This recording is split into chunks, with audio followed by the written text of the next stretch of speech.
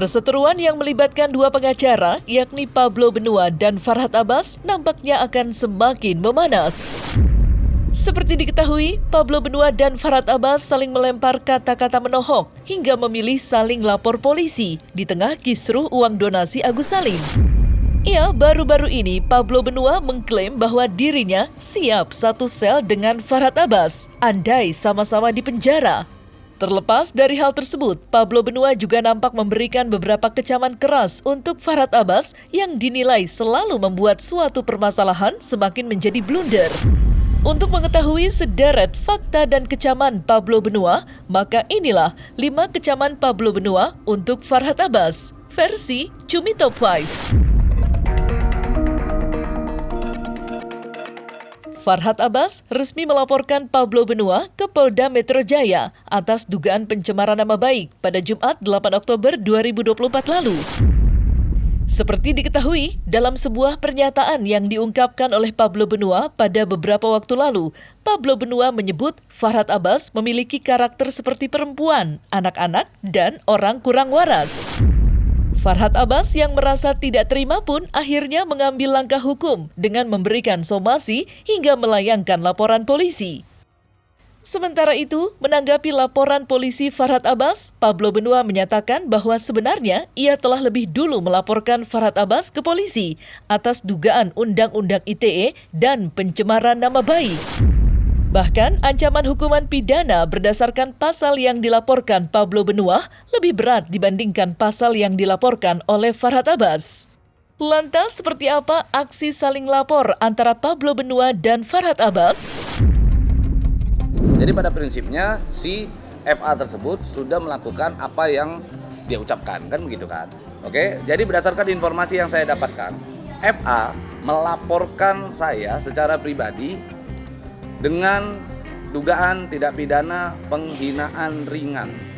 Itu terkait dengan pasal 315 KUH pidana. Yang mana itu terkait dengan penghinaan ringan, ancaman hukumannya 4 bulan 2 minggu. 4 bulan 2 minggu gitu ya. Sebenarnya saya secara pribadi sudah melaporkan FA. Secara resmi kita sudah laporkan, yang mana sebelum FA melaporkan saya, di mana kami melaporkan pada tanggal 6 November 2024. Artinya kami lebih dahulu melaporkan FA. FA melaporkan saya dengan dugaan pasal 315 yang ancaman hukumannya tadi 4 bulan 2 minggu. Sementara saya melaporkan FA untuk pasal 27A Undang-Undang Nomor 1 Tahun 2023 tentang RKUHP, yaitu Undang-Undang ITE ya. Kita bicara tentang ITE ya, pencemaran nama baik melalui media elektronik. Ini dia LP-nya. Seperti itu. Jadi terkait pertanyaan teman-teman ya, terkait ancamannya itu 2 tahun ya. 2 tahun dengan denda itu lebih kurang 400 juta. Kita tidak akan berdamai. Kasus ini tetap berlanjut. Proses jalan terus. Walaupun ada minta maaf dari dia, tidak akan berdamai. Tetap lanjut. Udahlah, laporin. Kalau kita laporin beneran. Pablo Benua secara terang-terangan menyatakan bahwa dirinya menilai Farhad Abbas sebenarnya khawatir atas laporan polisi yang telah dilayangkan. Sehingga Farhad Abbas berusaha membela diri dengan membuat laporan polisi untuk dirinya. Terlepas dari hal tersebut, untuk melihat siapa yang benar dan siapa yang salah, Pablo Benua meminta kepada seluruh netizen untuk menilai sendiri perseteruan antara dirinya dengan Farhad Abbas. Jadi atas laporan tersebut, maka saya secara pribadi sebenarnya bisa menyimpulkan bahwa LP atau laporan polisi yang dilakukan oleh FA terhadap saya itu adalah kontralapor terhadap kami. Oke? Mungkin bisa jadi karena dia ada rasa khawatir tuh, aduh gue udah dilaporin lagi sama Pablo, kan begitu kan? Gue dilaporin lagi, gue setidaknya ada pembelaan sedikit lah gitu. Jadi bukan gue yang membela diri, tapi saat ini FA sedang membela diri. Dia sedang membela diri karena kekhawatiran dia sudah saya laporkan. Ya jangan terlalu membela saya juga. Artinya begini, saya tidak sedang ingin dibela oleh banyak orang. Artinya saya lebih meminta netizen, ayo kita sama-sama lihat duduk perkaranya seperti apa. Benar nggak yang disebut-sebut saya nyenggol-nyenggol dia sejak awal? Kan saya nggak nyenggol-nyenggol dia sejak awal. Saya nggak ada ngegangguin urusannya dia. Tapi dia nyenggol-nyenggol pribadi saya. Artinya siapa yang memulai maka dia yang harus mengakhiri. Itu yang saya tekankan. Artinya kalau memang netizen mendukung saya, pertama saya ucapkan terima kasih banyak kepada netizen karena telah mendukung saya, karena telah melihat mana yang benar, mana yang salah. Netizen realistis kok. Saat ini netizen bisa menilai mana yang benar, mana yang salah. Nggak perlu diarahkan juga kan begitu. Artinya kalau dalam hal ini seperti apa pandangan netizen, kita kembalikan lagi kepada netizen itu sendiri. Bak tidak memiliki rasa takut atas laporan polisi yang dilayangkan oleh Farhad Abbas. Pablo Benua justru berharap dapat dipersatukan oleh Farhad Abbas di dalam sel tahanan jika Farhad Abbas berhasil memenjarakannya.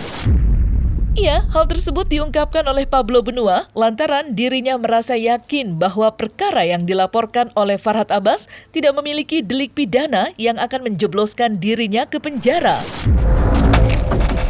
Saya cuma berpesan kepada Menteri Keimigrasian dan Permasyarakatan tuh.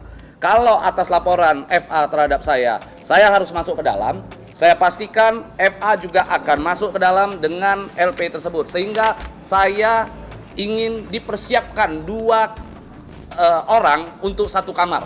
Jadi saya pengen ketemu sama FA di dalam. Nggak apa-apa. Saya ingin ketemu dengan FA, saya mau ketemu FA di dalam. Saya mau elus-elus dia, saya mau sayang-sayang dia. Saya udah bilang saya sayang sama FA ini. Ya, kita lihat aja.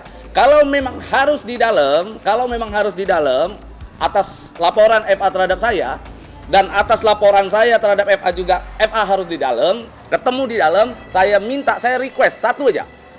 Saya minta FA 1 ruangan sama saya. Pertama, jelas sekali kalau dia bilang saya katanya pernah pinjam uang, kan itu ya. Katanya Pablo pernah pinjam uang sama saya. Saya pastikan tidak pernah sekalipun saya pinjam uang dengan yang namanya FA. 1. Yang kedua, dia sebut saya dulu ditahan karena menyembunyikan barang bukti. Itu juga salah, itu juga bohong. Saya sudah konfirmasi, itu tidak benar. Bahkan dia sebut gara-gara saya ngomong ikan asin, saya masuk penjara. Itu juga tidak bohong. Itu juga tidak benar. Itu semua bohong. Intinya kami akan buktikan itu semua. Kami akan pastikan unsur-unsur dari tindak pidana yang kami laporkan tersebut terpenuhi. Nggak layak bikin begitu. Ini bukan permainan lagi. Gua mau lu masuk penjara. Farhad Abbas beberapa waktu lalu menggembar-gemborkan bahwa Pablo Benua dan istrinya, Ray Utami, memiliki hutang piutang yang belum dibayar sejak Pablo Benua berkasus. Di sisi lain, Pablo Benua yang merasa pernyataan Farhad Abbas tidak benar, akhirnya menantang Farhad Abbas membuktikan itu semua. Bahkan dirinya akan memberikan 100 kali lipat dari nominal yang disebut oleh Farhad Abbas jika dirinya terbukti memiliki hutang pada Farhad Abbas. Kalau masalah hutang ada, nggak usah bohong. Banyak saksi yang tahu bahwa dia pinjam uang. Istrinya ya, nggak banyak, cuman 1,5 juta atau 1 juta. Itu udah berapa lama itu, Bang? Ya sejak dia di dalam, kan dia nggak ada uang. Kita kan lawyernya minjam ke kita. Jangan digede-gede, bukan kita minta ganti uang. Tapi kan ada, saya ingatkan dia, lu terima kasih dong, jangan bikin malu gue. Yang sidangin kau itu, saya kan cuma tingkat penyidikan. Memalukan kasusnya. Bilangin orang ikan asin gitu. Aduh, jangan bicara saya pernah pinjam katanya 1 juta, buktikan. Kalau dia pernah ngomong dia buktikan. Nanti kan tunggu aja surat panggilan. Dia datang dia tinggal buktikan katanya saya pernah pinjam uang 1 juta kan. Buktikan. Kalau memang terbukti saya kasih 100 kali lipat tuh. Kalau memang betul gitu ya. Pablo Benua secara terang-terangan menyinggung Farhad Abbas tidak profesional sebagai seorang advokat. Ya, seperti diketahui, saat ini Farhad Abbas tengah menangani kasus uang donasi Agus Salim. Namun, alih-alih kisruh tersebut cepat selesai, Farhad Abbas justru dinilai semakin membuat kisruh tersebut melebar dan menjadi blunder. Jadi sebenarnya ini kan yang menilai kembali lagi warganet, yang menilai adalah netizen gitu ya.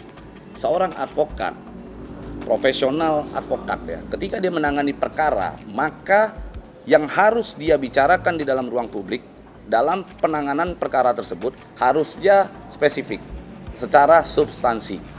Kalau ada advokat atau lawyer yang ketika dia menangani satu perkara lalu melebar kemana-mana, itu yang harus dipertanyakan kepada yang bersangkutan. Kan begitu?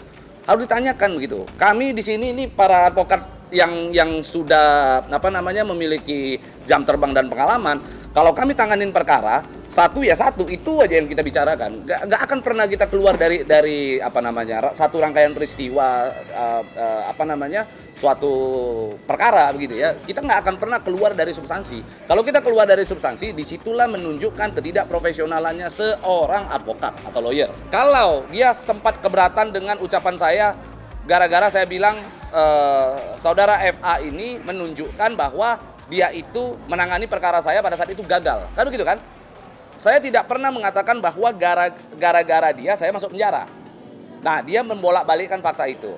Tapi saya mau teman-teman netizen di luaran sana untuk menilai.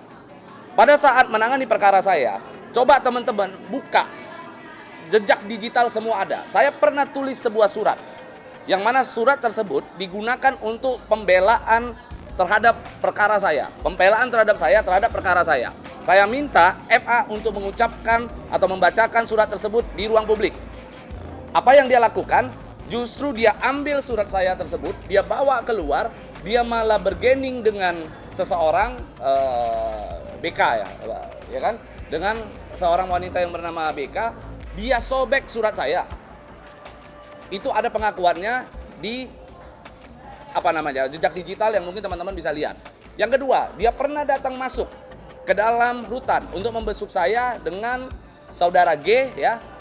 Akhirnya pada saat dia di dalam, dia besuk, dia buka handphone, dia videokan saudara G yang mengakibatkan saudara G masuk ke dalam sel tikus atau sel isolasi. Dan saya pada saat itu juga mendapatkan teguran keras dari pihak rutan. Menurut teman-teman netizen, kira-kira apakah seorang advokat menangani perkara dengan cara-cara seperti itu?